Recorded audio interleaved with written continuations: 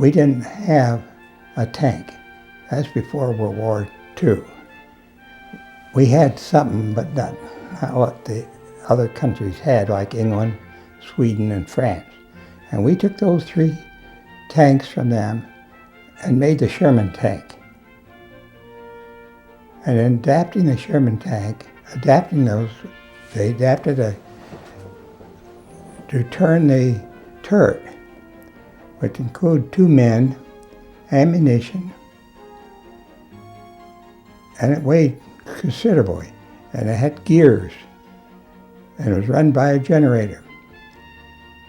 And it was costing that time, back in 37, 38, about $40,000. And I was asked if I could do something about it. I had developed a piece of equipment at a cost of $300, which was a hydraulic actuator and a small pump, which did the job, and they still use it on the present tanks. And I was appointed by Franklin Roosevelt. And I was put in charge of setting up facilities and some production. And during that period, I made friendship with Harry Truman. And I used to spend a lot of time showing them that it was very important to get these facilities going no matter what you think. We've invented many new tools. Of course, some of our development came from Louis Bronfield, the first one we made was a forage harvester. Then we made a harvester. And then we made a windrow machine for forage farming. And that's the way Louis Bronfield and I became very close friends. We knew each other from 1940 to 1956 when he passed away. And I didn't want to see the farm go to some developer. At that time, I was president of Friends of the Land.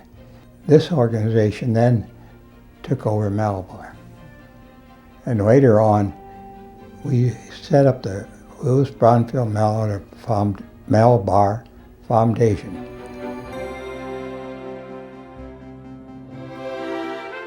We manufactured grave vaults.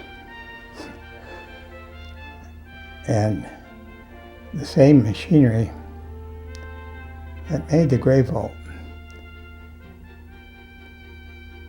also, we could make a body to go on a truck. And we actually made the first Ford truck. The cab, the body, it wasn't a dump body, it was a stationary body at the time. Ford didn't believe that the truck had a future.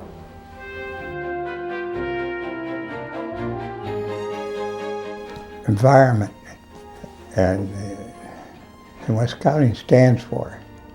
In fact, my only wish that every boy would have the opportunity to become a Scout. There's so many opportunities, and especially if you gain Eagle, a lot of doors open to you. I bought the company, and today they're doing about $30 million. Suzanne has done an outstanding job. We talk about the successes.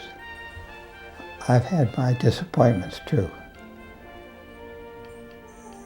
Everything hasn't worked out just the way sometimes I plan for it to work out. Father used to say, if you're 50% right, you're perfect. At least quite a bit of margin there. Honesty, service, a good product is the best piece of advertising you could have. And that is today as well as it was back in those days.